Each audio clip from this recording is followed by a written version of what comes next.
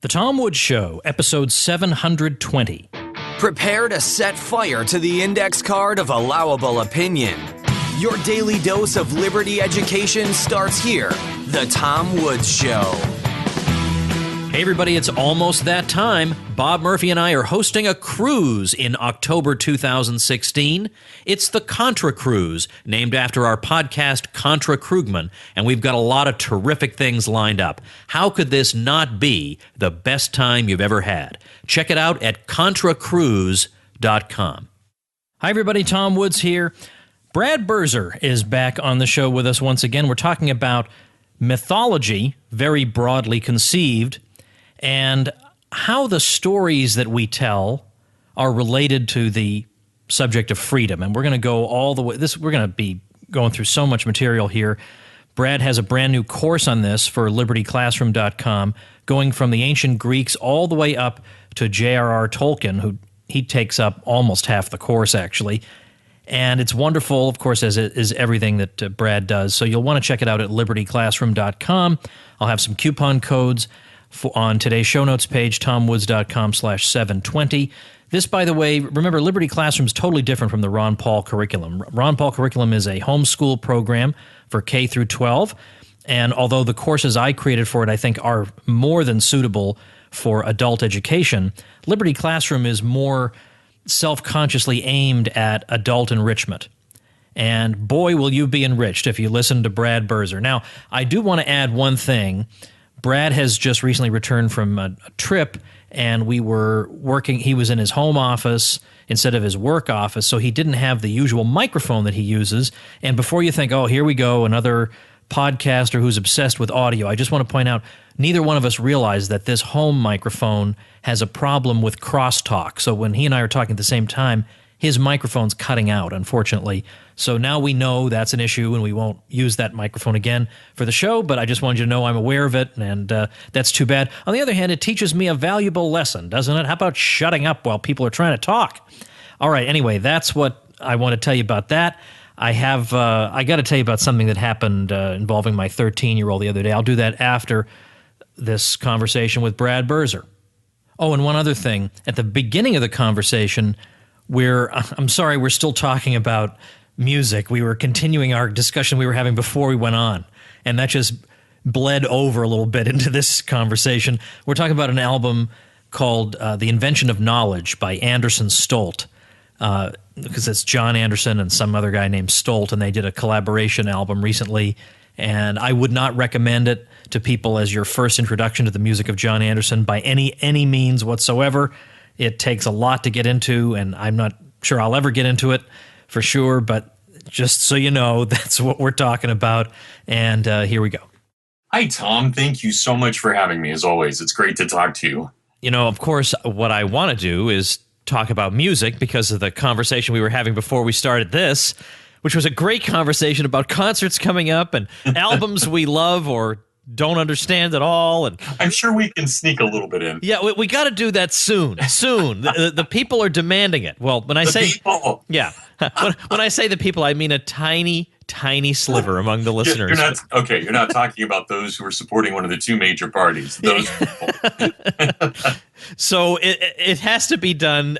And look, anyway, one of these days you're coming back on. You're going to tell me what I should be listening to, and I'm going to do what you say. Anytime, Tom. And I love your advice on things, too. So, okay. As always. All right, here we go. I'll let you know if that Anderson Stolt album ever actually breaks through the way the Steven Wilson album did for me. But good. Anyway, it's one of these albums, by the way. See, here we go. Sorry, but it's got some great textures. It's one of these things that I do a lot of listening in the car, but when I have the kids in the car, I don't want to play them something they've never heard. And then, with this sort of music, it takes a while to get into it. And a lot of kids don't have the attention span to do this, so they'll just think, oh, this is terrible, I don't want to hear this. So I want to get into it so I can introduce them to it correctly. So I have no time to listen. The car is my time. That's part of being a good father, Tom. Come on. Introduce your kids to good music. I know, and honestly, it really has taken in the case of my 13-year-old. She has tremendous taste in music. All right. I want to talk about your the course you did for Liberty Classroom, because it raises a lot of issues that would be of interest to listeners of this very show. And of course, there's a lot of overlap between listeners of this show and subscribers of Liberty Classroom. The course is called Mythology and Western Civilization, from Plato to Tolkien. Now, before we get into the weeds here, because I do want to get into some specific topics you raise, Sure. I would like you to tell me what the main themes you're trying to convey here are. What story are you weaving between all the people whose opinions and whose outlooks you are soliciting, from the Greek philosophers all the way to Tolkien? Thanks, Tom. That's a great question. And of course, you know me, I'm much more of a humanities guy than I am a social science guy in all kinds of ways. And one of the things that I've always loved about libertarianism, but I've always been frustrated about, is that quite often when I talk to libertarians, they always know everything about, well, I won't say everything, but they know a lot about Austrian economics. They know about incentives. They know about profit motive. But one thing I have found that libertarians are often missing, and this isn't just libertarians, it's across all the political spectrum. It's not just that libertarians have a sense of economics, but I often feel like in the way that libertarianism is presented, even though it's radically individualist, there's always a missing element of free will. That is, there's always some kind of, well, we're all moved by the mechanistic universe. There are all these things happening, which of course is all true. But what I've always found attractive, and this is all the way back to my grade school days, Tom, I have always been attracted to the notion of free will. So I'm as libertarian or anarchist as your next listener. But one thing I'm always interested in is not just why liberty, but what liberty is for. And I think that so many of the stories we tell in mythology, whether they're Homer's stories or Virgil's stories or Milton's stories or Tolkien stories, always hinge on the idea of personality, individualism, and without question, everything comes down to choice. So it's not that there aren't fated things. In a lot of mythology, there's a lot of fate. But so much of what the heroes in mythology do is that they fight that fate. They go against it in every way possible. They take fire to the humans, or they break the Gordian knot, or they throw the ring into Mount Doom. Whatever it may be, there's always that choice. So I love that idea that in literature, in really good literature, in mythology, we're always talking about individuals going against inhumane forces. And to me, and I realize not every libertarian would agree with me on this, Tom, but to me, that's really the essence of libertarianism.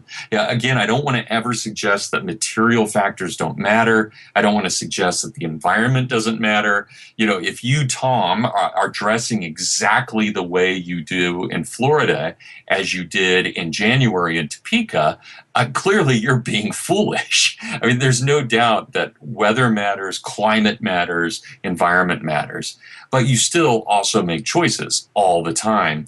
And so it's not that the environment doesn't delimit us, but it doesn't shape or determine us either. So that's what I'm most taken with. In mythology, I find great stories of free will, individual liberty, individual dignity. To me, at essence, mythology is, when properly understood, libertarian. And that's a bold statement, that right there. I hope a good one. When I first listened to your course, I was expecting it to be a bunch of lectures about different mythological accounts, and there is some of that. But there's also commentary about mythology, and there's also discussion of topics that might seem far afield from the discussion of mythology. So I want to dive into some of those and see how you see what themes you're getting out of them and how you trace them back to the theme of your course, which is mythology. So let's start with, I choose almost at random, your coverage of Cicero and the natural law. Now, this is not something I would expect to be covered in a course on mythology. Now, I heard how you linked it up, but maybe you can do that for us now. First, let's talk about the significance of Cicero and his discussion of the natural law for Western civilization. But then secondly, how does this belong in a course on mythology? Yeah, that's a great question. And of course, anytime, Tom, I can talk about Cicero, I talk about Cicero for better or worse. It's just one of my favorite figures. In terms of Rome, there were really a number of great writers who came right at the end of the Republic. So you have Cicero, Cicero, Virgil, Tacitus, and Livy, and then Seneca and a few others. But these are really the great figures. And a huge part of what Cicero was trying to do, because philosophy was not well accepted in Rome. In fact, it wasn't until Cicero made it acceptable that it became acceptable at the end of the Republic. But part of what Cicero is trying to argue in his commentary on the natural law is that it is only by looking at another person, and we would call this politically correctness now, but that's not, of course, how he meant it. He meant that we had to look at each person and see that they carried something universal within them. And he uses the concept that goes all the way back to Plato, and Cicero is very much a Platonist.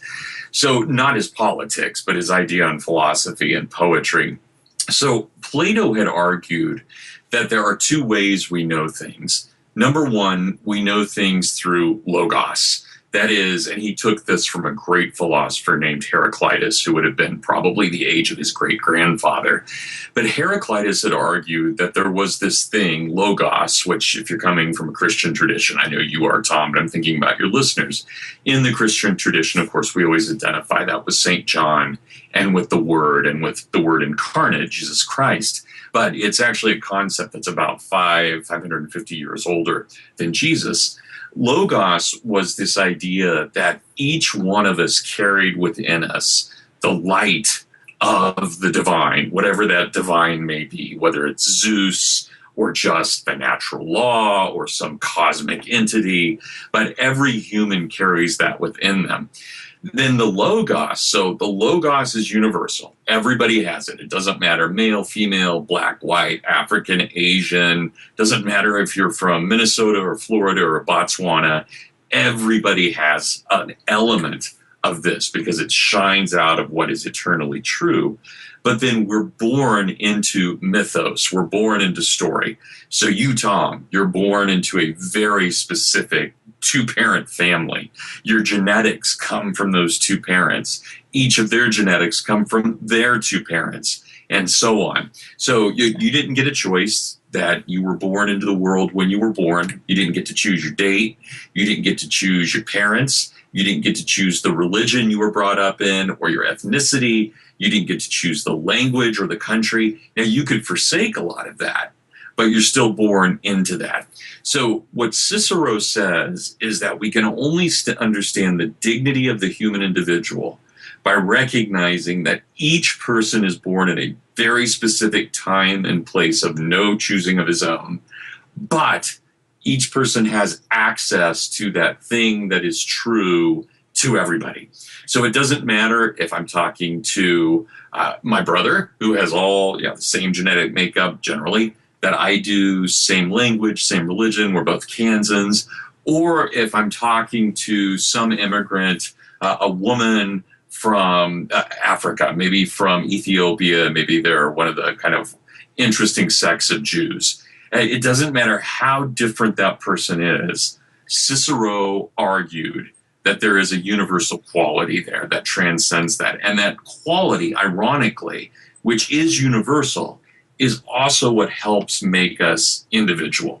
So when Cicero writes his first great treatise, which is the first great treatise in all of history on natural law, which of course is intimately tied to natural right, when he writes on natural law, his argument is that all people, and this is in his dialogue on the laws, all people have this thing, but he begins by saying, a lot of this we cannot prove. This is based on our mythology. This is based on our story. This is based on faith. So I can't necessarily prove this North African is my equal, but by understanding the way that mythology works, by recognizing the universal versus the particular, we can accept that we're all equal at some level. And this is really what leads to natural rights theory, in intellectual history. So natural rights, I don't want to say they're mythic. I mean, there is a mythic quality to them, of course, but even our very understanding of rights and freedom comes in many ways from our old stories of mythology that have been honed and passed on from generation to generation. Part of me wants to cheat and move ahead to Tolkien because I know people love him. It's not Tolkien. So yeah, exactly. Well, listen, we'll get to that in a minute. So, is that making sense, Tom? Why that fits in for us as libertarians?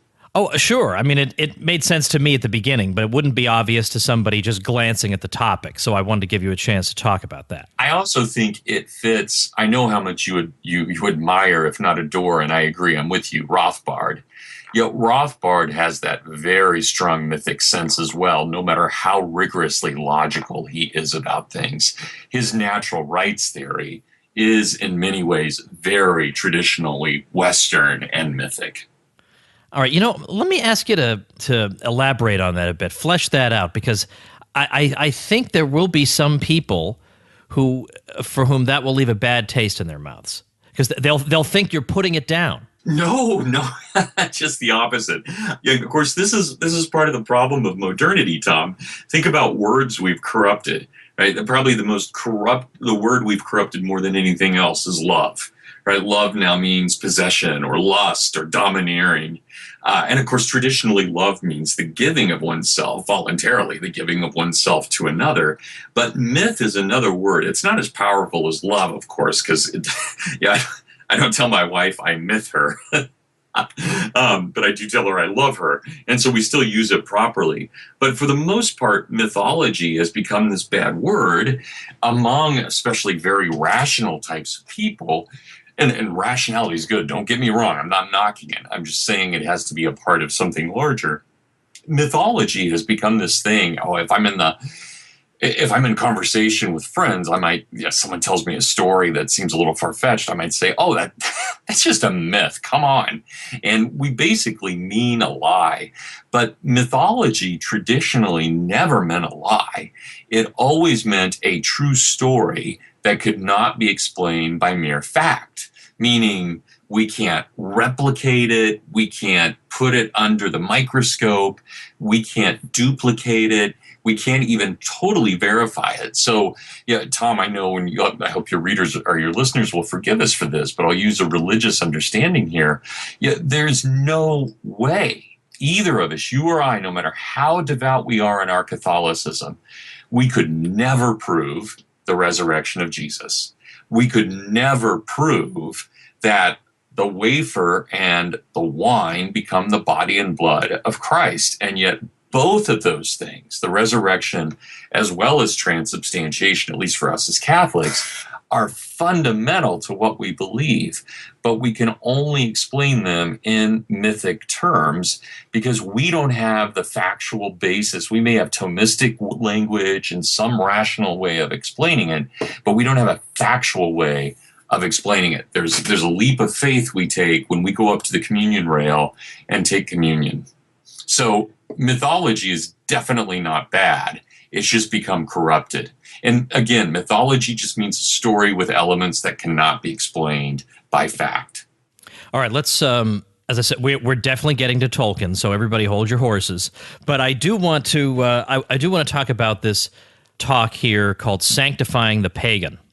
And I want to see how this fits into the story, because my way of thinking is that, I don't think this is unique to me, but when you look back at basically going back to the pre-Socratics and then Socrates, Plato, Aristotle, they certainly with Socrates and thereafter, there is an understanding that the world is in some fundamental sense a given. There are parts of the world that are a given, that aren't made by us, but are discovered by us. There is a structure to how things work. There are absolute values. There are absolute principles. There are absolute standards. These are not things that we invent or modify. These are things that we discover. And then when Christianity comes along, I bet a lot of people would be of the opinion that Christians must have said, oh, the Greek philosophers came before Christ, so they couldn't possibly have anything worth learning, or talking about. But that's obviously not true. The Christians, to the contrary, thought we are the completion of this tradition of thought. We we supply what these people were groping toward and yearning for. Fill in those blanks. Well, yes. And of course, you're absolutely right, Tom. And one of the greatest fights of the early church was the fight between Tertullian and Clement of Alexandria. Tertullian, who was actually trained as a philosopher, but ironically said, look, everything that came before Christ is utterly worthless. There is nothing we can learn from any of the ancients. They're pagan, they're corrupt, they're disgusting.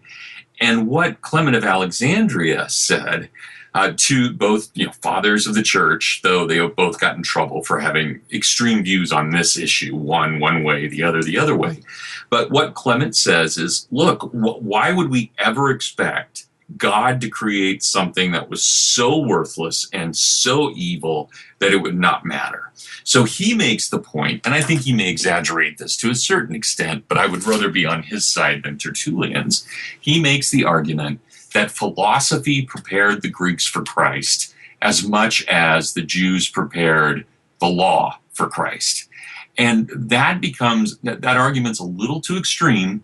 What Augustine says later on, about 150 years after Clement and Tertullian have this debate, St. Augustine says, look, what we have to do is take what we can and sanctify or baptize it and leave the rest. And that became the norm of the church, that every time it encountered, whether it was Druidism or worship of Odin or Thor, it never became, when Christian missionaries and evangelists went up to these pagans, it was never, you evil fools, this is totally wrong. It was always, we are so glad you worship something beside yourself.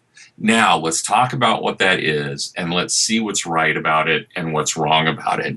And we as part of Protestantism, Tom, part of the reason Protestantism developed under Luther, 500 years ago next year, and then later Calvin and other Protestants, part of the reason Protestantism spread was because there was a fear that Catholicism had been too loose on these pagan things, that it allowed too much in. But the Catholic response to that, which I think is the philosophical response, and I don't even mean to get into theology here, but just to get into a continuing discussion of individual liberty and so forth, part of what the Catholic response is, look, when St. Paul went to Athens, he did not condemn them. He looked around at their statues and he saw one statue that said, the unknown God. And rather than just harping on Athena or Apollo or Zeus, he said, look, there's your unknown God. That's great that you guys have that thing that you want, because somehow, even in your utter ignorance, you understood that there was something greater than what you know. And that became really the mantra of the Catholic Church. So just think about this, Tom. There's no reason, of course, Christmas should be when it is, but it was put there because they thought they were 4 days off. But Christmas was placed on December 25th because they thought it was winter solstice. It was the darkest day of the year. It was an utterly pagan day. Or just the fact you and I are recording this on a Wednesday, which in Norse, in Old Germanic, is Odin's day. This is the day we worship Odin, the king of the Norse gods. Tomorrow is Thursday, the day we worship Thor. Friday is the day we worship Freya, the goddess of fertility. And we never went around and said, okay, today can no longer be Friday or Wednesday because that's just evil. We understood that, well, all right, so Thor doesn't exist, but we can appreciate that there's a power there. And yes, we would say it's God, but that's fine.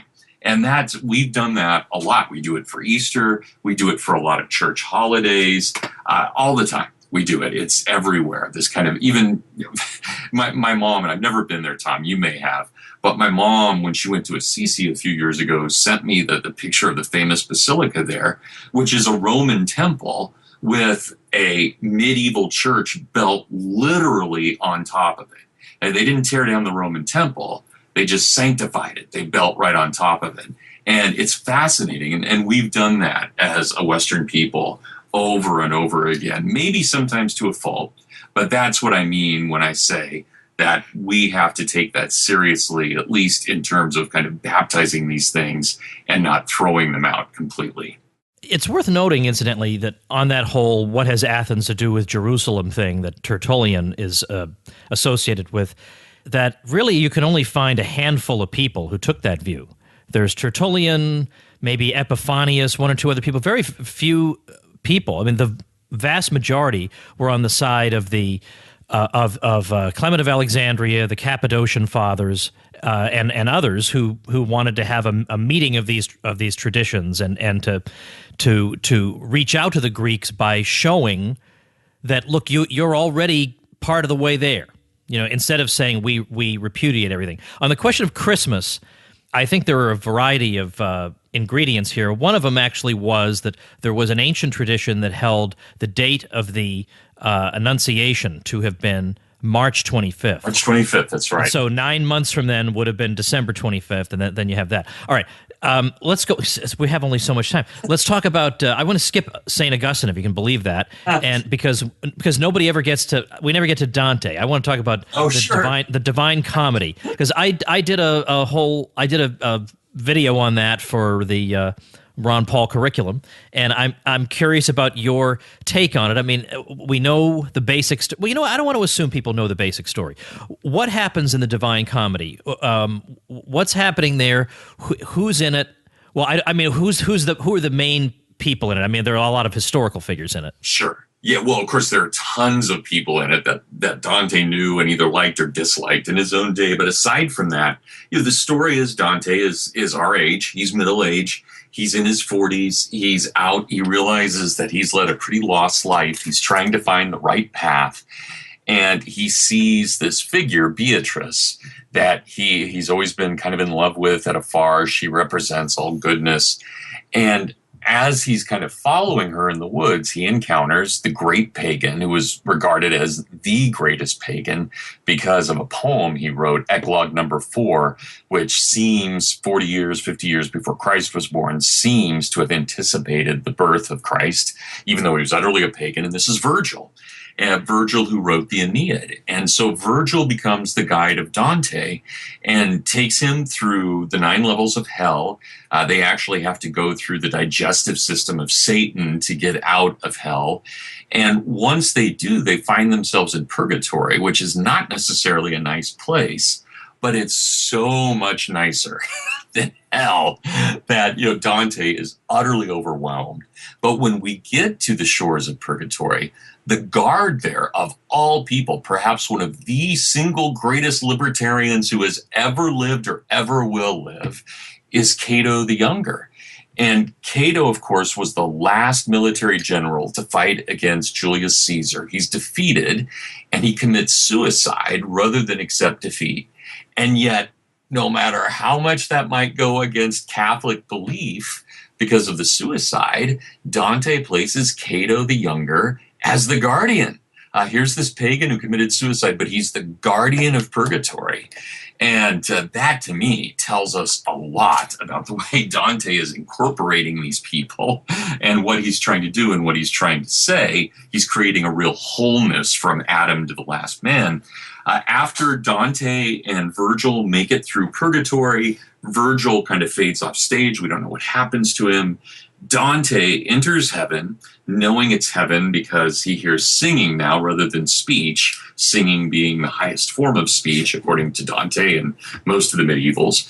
Beatrice, it turns out, that he's been in love with forever from afar, is not Beatrice, but the Virgin Mary. So he follows the Virgin Mary, and lo and behold, it's not the Virgin Mary. In fact, it is Jesus, and he encounters the Trinity. And that's the end of the book, the encountering of the Trinity. That's his divine comedy, his divine happiness. So it's an absolute must read for every educated person, Tom, as you well know. But it's not just that, it's an exciting read. There's a lot going on in it. And I know a lot of our schools only assign the Inferno, but I think that's a crime. They should not assign the Inferno and leave it there. We don't send our students to hell and hope they stay. You have to make it through the Purgatorio and then the Paradiso. And Tom, you may be familiar with this, but the best translation by far J.R.R.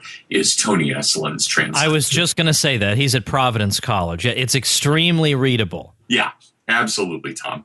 And, there's some controversy when you're translating works like this, if you should try to maintain the rhyme scheme or not in the new language. Right. And I come down on the don't try to do that, because it's enough to convey the richness of the meaning, but also to try to there's no reason to think that you could convey that in a rhyming way that wouldn't be so strained in the other language that it would compromise the meaning. I'm with you, Tom. Absolutely. I mean, it's great when you can find someone. I think Robert Fagles, when he has done Homer as well as Virgil, I think he's done an amazing job at making the language not quite poetic, but beautiful.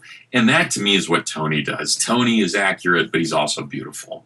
Yeah, I've been thinking of inviting him on the show. I just need an excuse to do it. All right. Let me ask you this. What does an outsider, what does a Martian learn about Western civilization from reading that? Oh, well, everything really up to that point. I mean, Dante, when of course, he dies in 1350, but when he's writing that, he is a Thomist.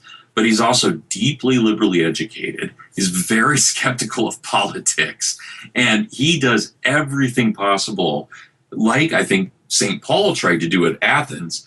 Dante does everything possible to pull all of Western civilization together into a whole. And this is why historians, maybe a little exaggeration, but historians, people like Donald Kagan, especially old school historians, will talk about Daniel Boorstin, will talk about Dante as having not created, but really explaining that great medieval synthesis that ties together the ancient and the Christian world without much of a break. So Jesus is not seen as a break in the world. He's seen as a fulfillment in the world. All right, I'm going to tell you right in advance, I never do it this way, what the final three questions I'm going to ask you are. So you can budget your time, you can plan. All right. Okay, here they are. We got about 15 minutes, right, Tom? Yeah, something like that. Yeah, and then right after that, I myself am being interviewed on another show. So what a life I lead, good Brad. For you. Yeah, well, you're the man. Yeah, well, I'm doing my best. An awesome man. Good of you to say. All right, here they are. When you have a lecture title called "Why Tolkien Despised Democracy," you're going to get asked about that. So that's the first one. Sure. Second one, Tolkien and World War I. You have a talk on that. I'll ask you about that. But then finally, I want to know. I mean, this really goes to the last four talks of the course. I want to know about themes in his own writings that are, let's say that we would find congenial, we as people who listen to this show or subscribe to Liberty Classroom. So let's start with why Tolkien despised democracy. I may actually make that into my email subject line one of these days. Good. See how many people open it up. All right, go ahead. Well, I actually don't think, I only went to Mises University once back in the summer of 99 with my good friend Jim Otteson. But Tom, for me, I thought Hans Hermann Hoppe, if I'm saying his name correctly, I thought he got it exactly right in what I listened to. And what I understood, I found him to be an absolutely brilliant person. I'm not sure I caught everything he was trying to say, but I loved it. And it reminded me very much of Tolkien's understanding. Tolkien, he's a traditional libertarian. He called himself an anarchist. And what he believed, I think, very importantly, is, and this will get to your third question, is power corrupts, no question about that. But Tolkien didn't see democracy as anything to be cherished. Democracy is nothing if everybody can vote on everything. He truly, in an old de Tocquevillian sense, Tolkien believed that democracy was very dangerous because, yes, you get the right to vote, but once you get the right to vote, that sphere of politics takes away all that matters in humanity. It takes away what we can do in family, what we can do in church, what we can do in our fraternal societies. And he and C.S. Lewis has some great damning essays on democracy.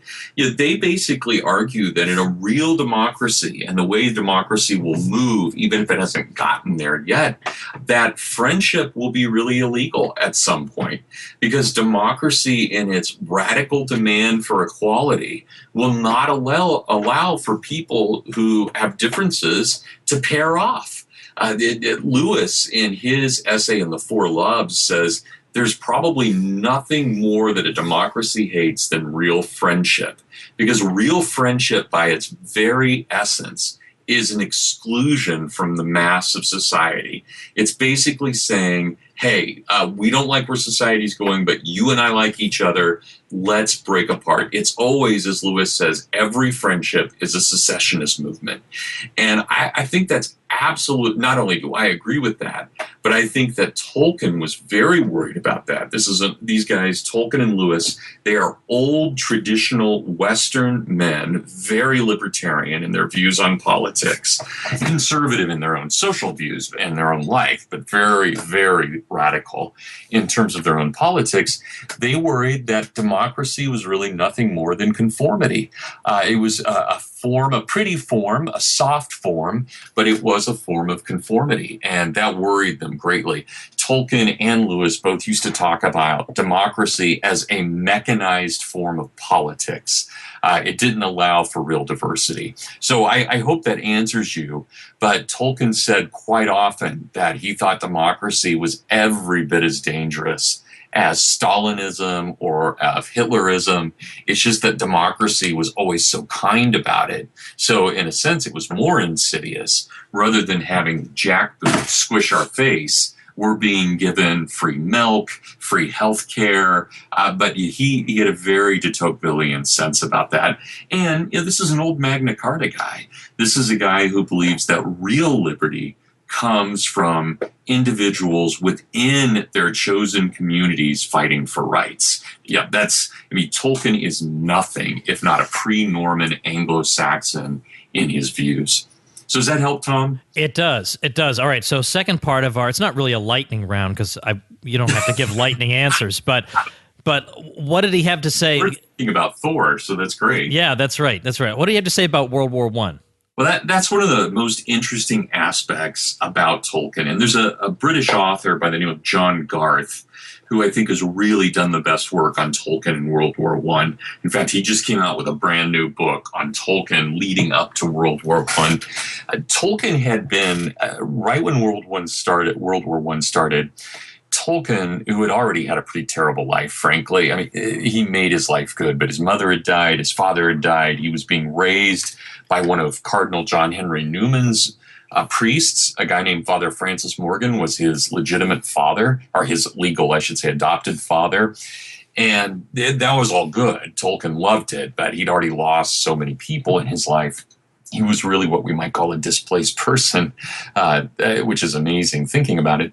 But when World War I starts, Tolkien begins to train in cavalry, and he's a great horseman. He's a natural horseman, absolutely. And that's where, for those of you who've read The Lord of the Rings, your audience, that's where the writers of Rohan come from. They're basically Tolkien's own experience mixed with the American Indians out of James Fenimore Cooper. That was his great influence. But Tolkien, when he actually is sent over to fight, the British military recognizes his amazing communication skills. So no matter how good he is as a horseman, he is much, much better at communication. So he becomes a messenger and a translator in the trenches. And he does his duty. I mean, this is a guy who, he's not thrilled with the war, but he had volunteered, and he certainly believed that when he was in the war, he would do everything possible. He had grown up in poverty, had never been privileged in his life, but he had been educated, gone to Oxford, and he was very taken in the war with the lower class guys who had been drafted.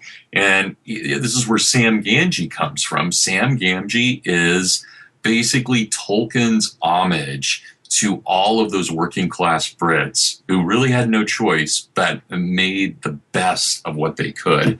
But he hated the war. Tolkien hated it in every way. He lost his 2 of 3 closest friends. So imagine he's now lost his dad, his mom, his 2 of 3 best friends in this war. And he won't even talk about it. The war, he will not talk about World War I or his experiences in it until 1968, 5 years before he dies. It's the first time he will talk about it. And yet it's all over The Lord of the Rings. Yeah, that's the war, the trauma, the heroism, everything. So that war shaped him like it shaped every person of that generation. And Tom, again, I know you know this, so I apologize for speaking to the choir here, but there's no one who came out of that war who felt that they deserved to come out of that war. Almost every one of the British soldiers had survivor's guilt. And that's, I'm sure, not only did Tolkien not want to talk about it because it was horrible, but he felt terrible that he didn't die in the war. It's crazy. But what a war. Truly the war that changed all of Western civilization. Yeah, no kidding, no kidding. Well, I'm asking you to do the impossible here, and what I'm about to ask, but I'm going to supplement this conversation with a link on the show notes page to the time I talked to Jay Richards. Oh, good. Jay's a great guy. Yeah. Yo, he is great. I remember I went to a conference that he was speaking at, but he was going to be leaving the next morning, and so he wouldn't get to hear me. But I was arriving that night, and when I got in there, he was sitting in the lobby waiting for me to arrive so that we would at least have a chance to talk. And he was sitting with Michael Matheson Miller of the Acton Institute. Great. And so we sat there. I was supposed to be sleeping to get ready for my talk the next morning, and blah, blah, blah, blah, blah. Yeah, Mike's a talker. Which is great for a podcast host, by the way, which is why I've had him on. Anyway, I'm going to link to the Richards episode, but just give us a skeleton answer to the question. Sure. If I read Tolkien, what themes can I draw out that will resonate with this particular audience? But secondly, how do these themes fit into the overall story you're telling in the course? Yeah, I'll try and start not with that and end with that. So probably the most important thing Tolkien is trying to do, and he's an expert at it, he is trying to show beauty in a horrible world. So this is the most important thing for him. He wants to show that no matter how much hell is happening, how much things are falling apart, terrorist actions, countries falling apart, nuclear bombs being dropped, Tolkien wants to show that in the end, there are really beautiful things, first in creation. And then, Tom, I hope this answers exactly what you're looking for, but also in individualism. Tolkien is nothing if not a pure individualist in the way that he draws out his characters. And this, of course, for any of us who've read of The Lord of the Rings, we all know the incredibly distinct personalities, whether it's Frodo or Sam or Merry, Pippin, Legolas, Boromir, Gandalf, Saruman. We know these people, Tom Bombadil. Tolkien is brilliant at showing personality. We learn so much. But he also, if you notice, Tom, and this is so rare, and don't get me wrong, I'm no Puritan. I like Stephen King and others. But what Tolkien does that is and Lewis does the same thing, but what Tolkien does that no other modern writer, with the exception of Lewis and just a few other people, can do, is he has an entire story in which we watch the whole plot develop over 3 books through the eyes of the good hero. Not falsely good, not goody two-shoes, not without flaws, but he never once puts us in the mind of evil. And I think that's an amazing feat, because I'm sure if you've ever read a Stephen King novel, Tom, you know that King loves to take us through 3 or 4 pages of intimate detail of a rape scene. Yeah, it's not enough just to say there was a rape. We have to go through all of it. And that is not what Tolkien ever does. Tolkien gives us the view of Sam, he gives us the view of Frodo. And what's the real genius in this is he's really not just talking about personality and individualism, but he's making those people real in the sense they are as distinct from one another. They have their own free will. They make their own choices, not always right, but they make their own choices, and they have to live with their own consequences, just as you and I do every moment of every day. And one of the things that struck me on rereadings of Tolkien, and I don't even know how many times I've read The Lord of the Rings now, but I'm in the Return of the King right now, the 3rd one, yet again. And one of the things that strikes me is there are guys who do the right thing, even though it's against the law. And when they talk to Gandalf about it, Gandalf says, yes, of course that was the right thing. but you do know that you will be punished for that. And there's just no way around that. And that's amazing to think about that. So I hope that helps answer Tom. But, Tolkien, he hates power. He loves liberty. He is fearful of what men do with power because he knows that men are easily corrupted, but he also knows that men are capable of immense beauty, immense sacrifice, and that they can use their liberty very wisely. Well, that will do it, and that was an excellent answer. So, thanks, Tom. Now, look, all this. I love talking to you. It's always so natural just to talk to you. I feel like we've known each other forever. We could be brothers. So, thank you, Tom. I bet people think that's the case, but they'd be shocked at how recently you and I met. Well, anyway, I want to tell people you should definitely, of course, check out libertyclassroom.com because you're going to get this and 16 other courses in things that you're going to be interested in and want to know about, and will help you win debates in a lot of cases. So I'm going to have on today's show notes page, tomwoods.com/720, I'll have a link to the different topics that Brad covers, and I will also have, wait for it, coupon codes for you. So tomwoods.com/720 is where to go for that. Brad, we're going to talk about music again soon, right? Oh, anytime, Tom. Anytime, and especially now that I'm back in civilization. Next 10 months, we can do whatever we want. That's the spirit. All right, thanks again. Thank you, Tom. Bye-bye. Okay, I have a funny little story involving my 13-year-old. Before I do that, I want to tell you about a new website created by a Tom Woods Show listener. This one's very different from the type of site I normally talk about, because this one is playamojon.com. That's playamojon.com.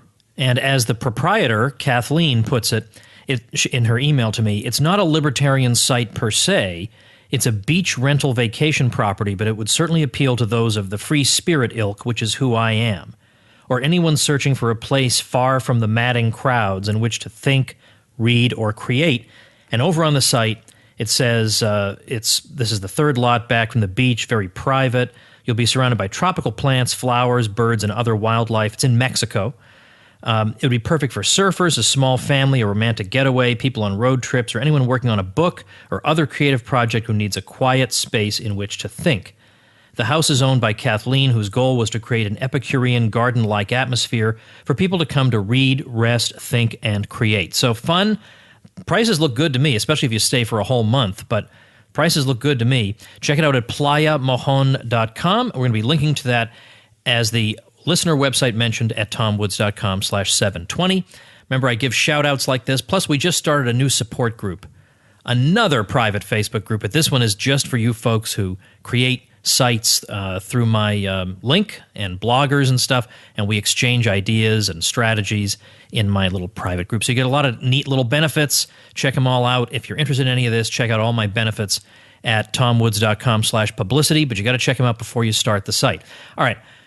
I was out having a bite to eat with the family the other night, and we were sitting with a few friends, one of whom came up to me and pointed out an article that, apparently he's trying to ruin my dinner, saying that the flooding in Louisiana is going to help the economy because, more jobs, more construction. So it's going to help the economy to redo something that had already been done instead of keeping what you already had and using your additional labor to build new things. So, but this is, of course, you've heard this over and over and over. It's in the media all over the place. It's always there. Every disaster, there's always this. But the way this was different was that my 13-year-old was listening to this particular example of, let's say, journalistic malpractice. And as soon as he started talking, she knew where this was going. It's going to create jobs now that they've got flooding. So she had her head in her hands while he was talking about it. And then at the end, she said, broken window fallacy. And I thought, yep, that's right. That's my Regina Woods right there. Okay, that's going to do it for today. TomWoods.com/720 is where to go for all the fun stuff discussed in this episode. We'll see you tomorrow. Become a smarter libertarian in just 30 minutes a day. Visit TomWoods.com to subscribe to the show for free, and we'll see you next time.